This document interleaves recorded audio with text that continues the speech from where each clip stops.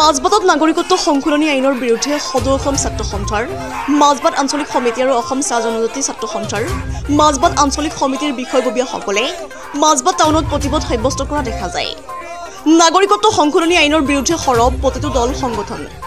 নাগৰিকত্ব সংশোধনী আইন বলবৎ হোৱাৰ পিছতেই প্ৰতিটো দল সংগঠনে ৰাজ্যজুৰি সাব্যস্ত কৰিছে প্ৰতিবাদী কাৰ্যসূচী।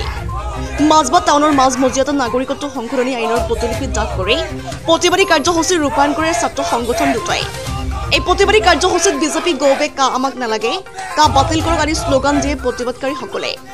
প্ৰতিবাদস্থলীত তৎক্ষণাত মাজবাট আৰক্ষী উপস্থিত হৈ বাধা প্ৰদান কৰাও দেখা যায়। মাজবাটৰ পৰা জ্যোতি নাথৰ ৰিপৰ্ট ইছে 24x7।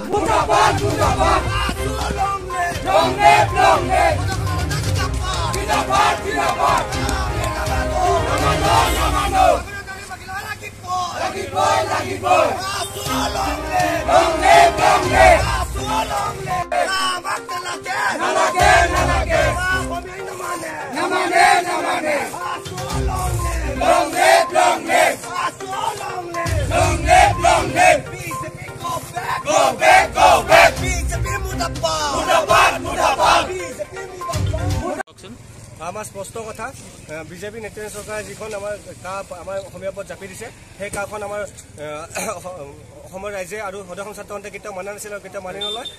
সদৌ অসম ছাত্ৰ সন্থাৰ আহ্বান মৰ্মে আজি আমি সমগ্ৰ অসমতে কা বিৰোধী আন্দোলন ঘোষণা কৰিছে। সেই আন্দোলনৰ ঘোষণাৰ ক্ষেত্ৰত আজি আমি মাজবাট অঞ্চল ছাত্ৰ সন্থাই এক বৃহৎ কাৰ্যসূচী ৰূপায়ণ কৰিলোঁ আৰু এই কাৰ্যসূচী আছিলে আমাৰ প্ৰতিলিপি দাগ কাৰ্যসূচী।